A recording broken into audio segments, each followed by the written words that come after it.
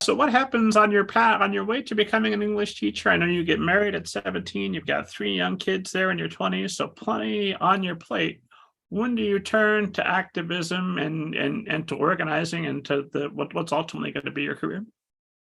You know, Rob, there's no one in this world that you can go to, a young child that says, when I grow up, I want to be an activist. That's just not a thing that people dream to be. It's something that you kind of end up in at some point in your life. And for me, it was definitely not something that I ever imagined myself being as a career. Like, of course, I grew up Palestinian, so I knew that there was injustice in the world. I went to a predominantly all Black high school in New York, so I knew there were bad things happening around me. But I wasn't like, that was what I was going to do. I was going to fix the world. I just wanted to be a high school English teacher. So I was a college student.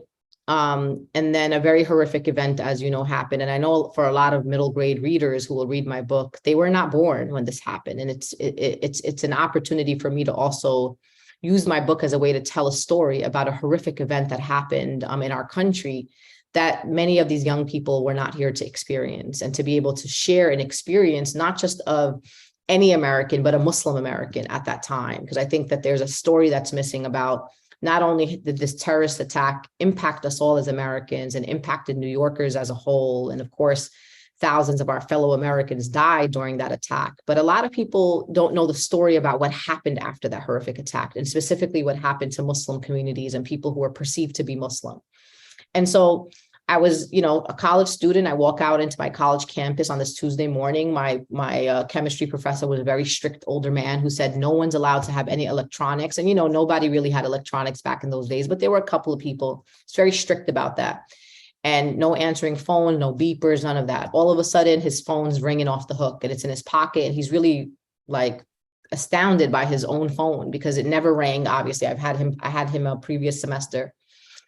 And all of a sudden he picks up the phone, which never happened. And he just alarmingly leaves the classroom. And so all of my fellow students are like, what's going on here? 15 minutes later, he never comes back.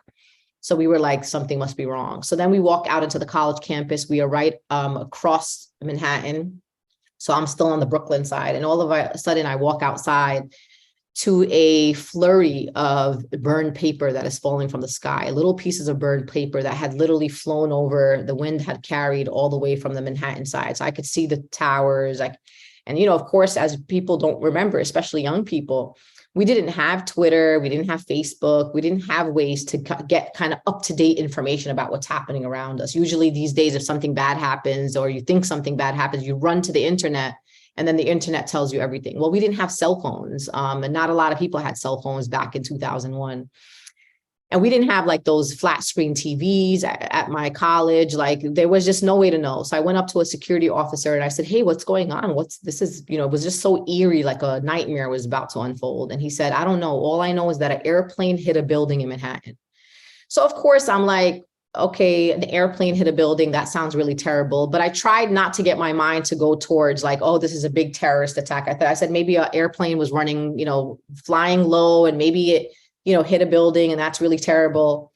But then all of the public transportation in New York City ceased. So I had to walk home from my college campus, which was about a 2-hour walk. And when I got to the community that I'm from, which is a predominantly Muslim community, Muslim-owned businesses, there's a mosque on the main street.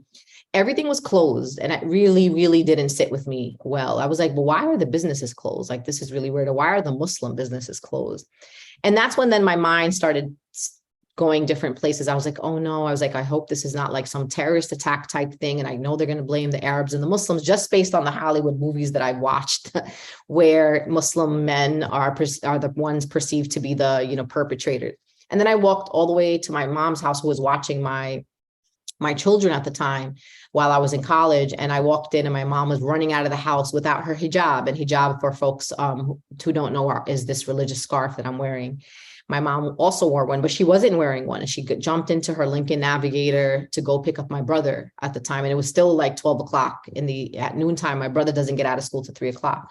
And I said to her, where are you going without your hijab? And she's like, we can't wear it right now. And I was like, what is going on here? So I walked in to my my mom's living room. And then I see my son, who's about 2 years old, and he's like, "Mommy, come see the fire, fire, fire." And I'm like, I sat in front of the TV. And of course, that's when I started seeing the headlines and realized that it was Muslim terrorists who, unfortunately, were the perpetrators of this terrorist attack. And then just days later, after the horrific attack, and people in New York, and of course around the country and around the world, are mourning all these families that are still looking for loved ones. Some of them were either confirmed dead, or some for weeks didn't know where their families were. People were missing at some point.